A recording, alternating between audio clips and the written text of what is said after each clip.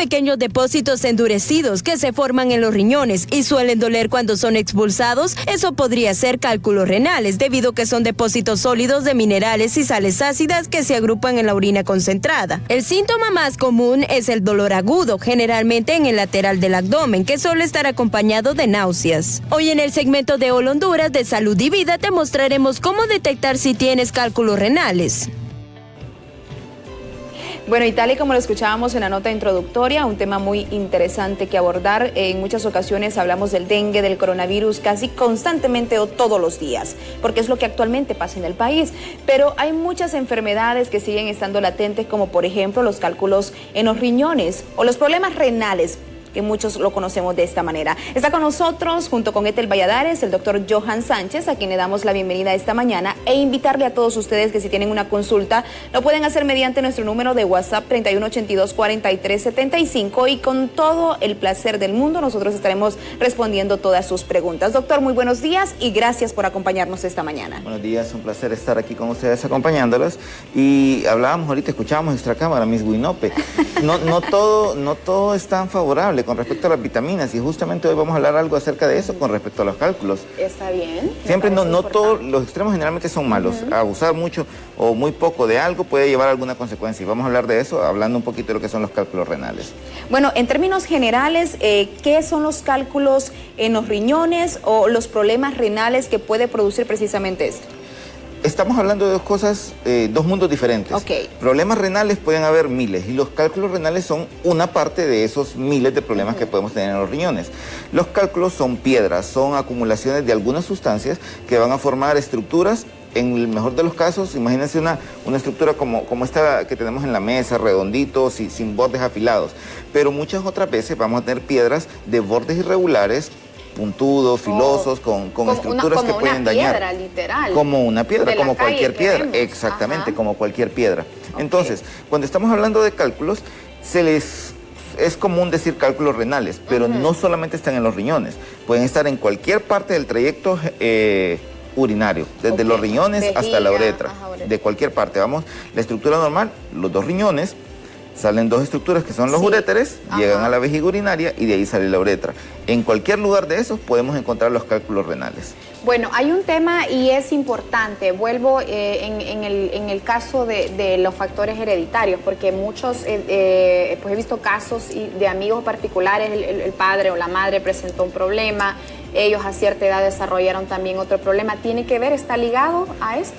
Particularmente sí. En el caso de la nefrolitiasis, hablar de las piedras en la vía urinaria, sí se asocia con factores hereditarios.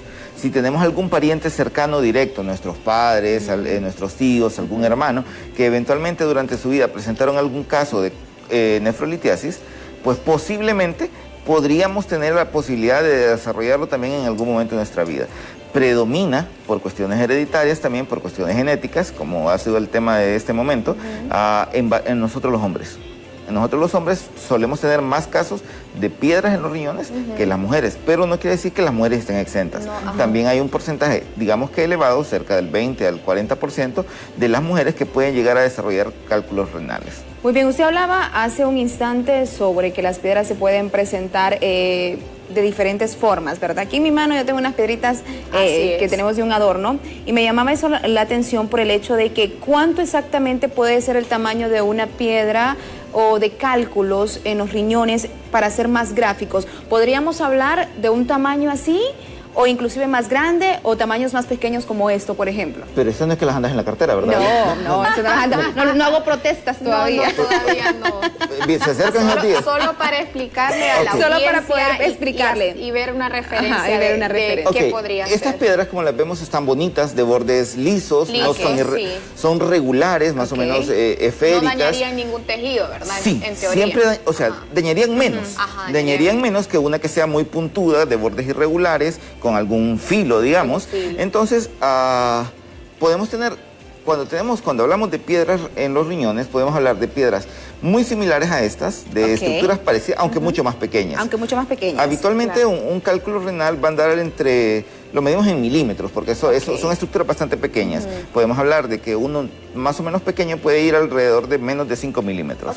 Ya cuando hablamos de 5 a 10 milímetros, ya es algo un poco más grande, generalmente va a causar más molestias, y eso va a depender también de cómo se va a tratar, cuál va a ser el abordaje que se le va a dar a ese cálculo. Mire, qué interesante. Bueno, pero entonces hablemos del abordaje, porque veo que hay mucho médico, mucho colega suyo que dice, bueno, vamos a iniciar un tratamiento de unos 3 meses o más para ver si se disuelven ellos, igual lo que hacen con los ovarios poliquísticos, ¿verdad? Para ver si se disuelven, y luego otros dicen, vuelva y en el caso de que regrese y que sigan, pues vamos a operar. ¿Por qué estas decisiones? Porque depende de muchos factores. Depende, como dijimos, del tamaño, depende si está asociado con otra patología, depende qué molestias esté causando. Habitualmente la clínica, lo que vamos a encontrar con un paciente que tenga problemas renales, que habitualmente ustedes escuchan y es de todos los días, como ya decíamos. Los cálculos predominan en los varones, pero las mujeres también los pueden tener. Y lo que sí predomina en las mujeres son las infecciones urinarias. Las infecciones urinarias son muy frecuentes en las mujeres, muy frecuentes, por ejemplo, en el embarazo también. Y lo que le dicen cuando llegan a consulta, ay, doctor, es que ando mal de los riñones. Cualquier cosa, cualquier problema urinario, no, pero es que ando mal de los riñones. No necesariamente es que anden mal de los riñones. Y definitivamente no quiere decir que tenga una piedra en los riñones, que tenga un cálculo renal. Pero cuando tenemos, por ejemplo, una piedrita en cualquier lugar de la vía urinaria, como vimos en una imagen al principio, que puede ir desde los riñones, de cualquiera de los dos, bajando por los uréteres, llegando a la vejiga o a la uretra. La que vemos ahí en pantalla. Esa es como una piedra, más o menos así, y exactamente una piedra con bastantes puntos, o sea... Es que así son, o sea, en realidad no son tan bonitas como las que anda en la cartera, son más irregulares. Es una piedra bien irregular. Exactamente, y eso causa dolor, causa molestias, porque al estar dentro del uréter, el uréter detecta como... Ay, no, qué malestar debe ese movimiento se llama peristaltismo y es un movimiento normal. Y al sentir el organismo o al detectarlo, que haya un cuerpo extraño, él trata de sacarlo y al intentar sacarlo, presiona, aprieta y se puede lesionar el mismo organismo. Exactamente, entonces eso puede generar inflamación, puede generar infecciones, puede generar sangrados.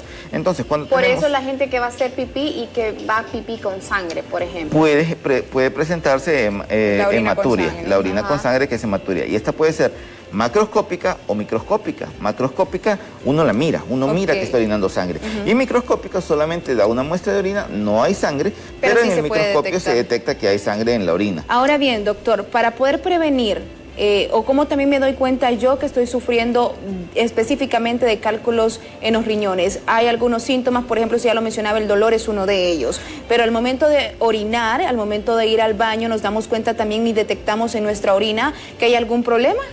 Característicamente, y siempre hemos hablado de que para cada paciente hay que individualizarlo. A cada paciente se le debe dar el tratamiento, se le debe dar la evaluación y detectar qué problema tiene. Porque dentro de los diagnósticos diferenciales, un paciente que uno puede pensar que tiene un cálculo puede tener infinidad de problemas. Puede tener desde una apendicitis, un problema de una ruptura de un quiste de ovario, una torsión testicular, pueden ser miles de causas, pero por ejemplo dentro de la clínica lo más característico es el dolor, un dolor que va a empezar de forma aguda y de hecho se caracteriza como uno de los dolores más intensos, de los dolores más severos que una persona puede sentir.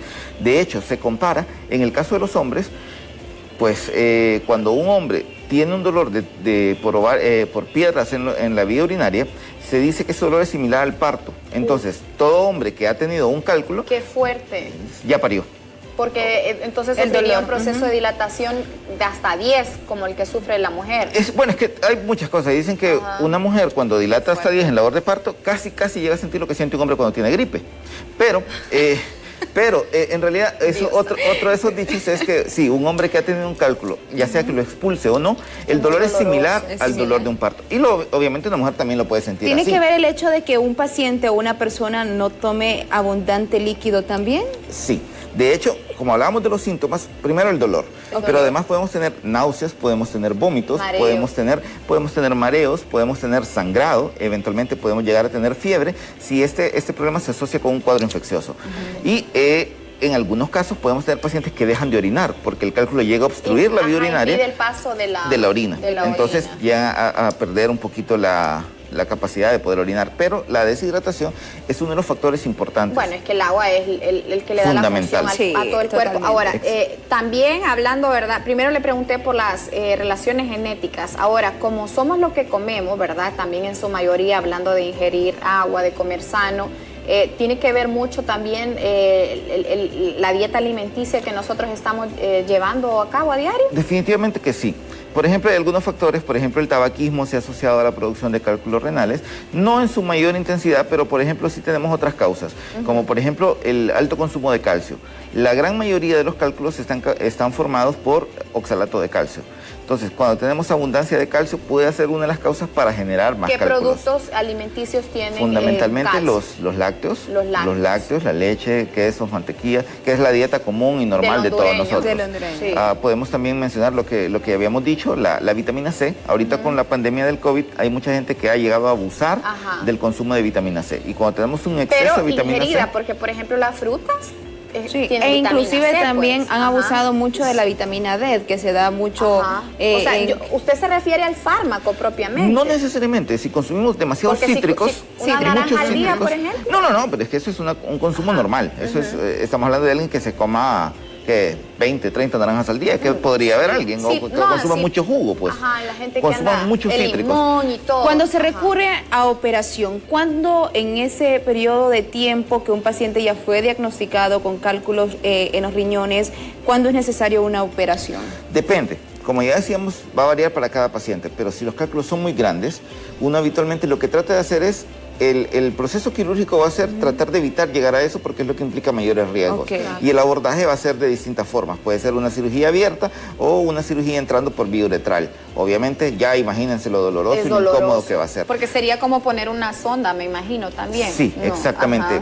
Más doloroso quizás. Mi madre fue operada precisamente hace como unos 8 o 9 años sobre cálculos en los riñones. Ella se lo hicieron con láser porque no quería ser abierta, ¿verdad? Uno del tema de la mujer, de la estética, pero eran dolores sorprendentes e inclusive ella en muchas ocasiones se orinaba de pie porque no soportaba el dolor que producía. Entonces, sí es importante, ¿verdad?, de que yo creo que toda enfermedad se puede controlar con un diagnóstico a tiempo, temprano, independientemente de cuál sea. Dentro del tratamiento, por ejemplo, las primeras medidas, si tenemos un cálculo muy grande, se maneja, por ejemplo, la litotripsia o la destrucción de ese cálculo por vía extracorpórea de afuera con técnicas de ultrasonido.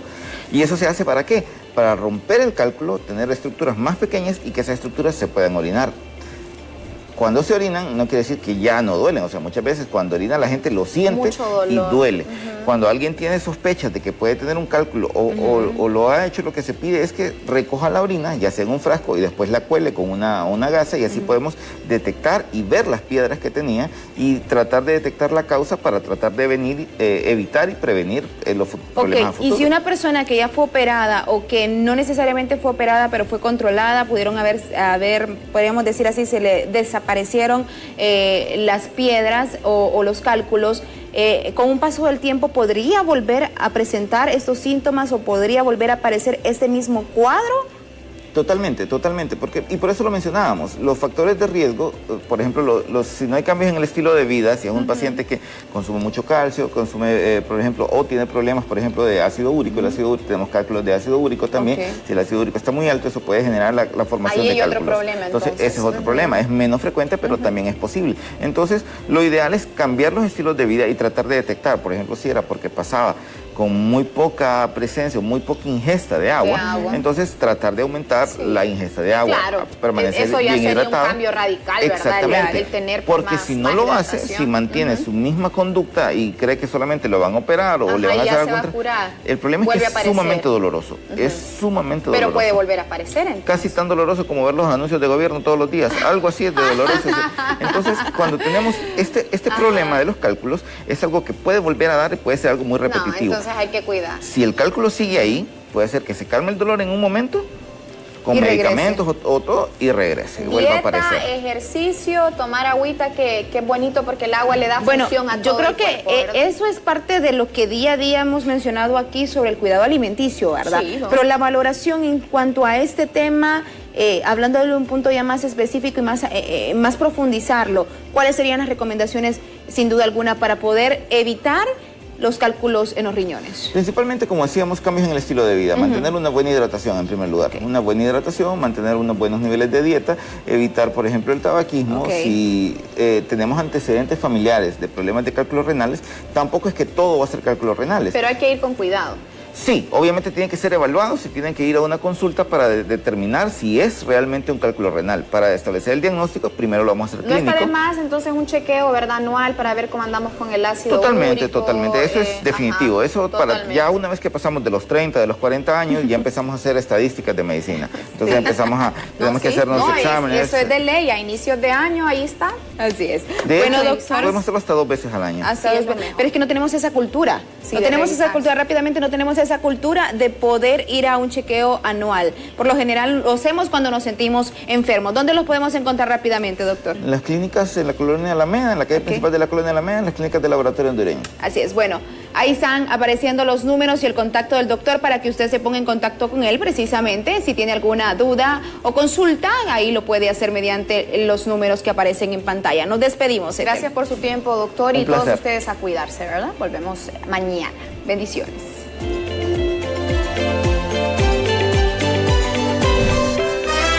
Muy de mañana la luz toca tu ventana y la tele se enciende.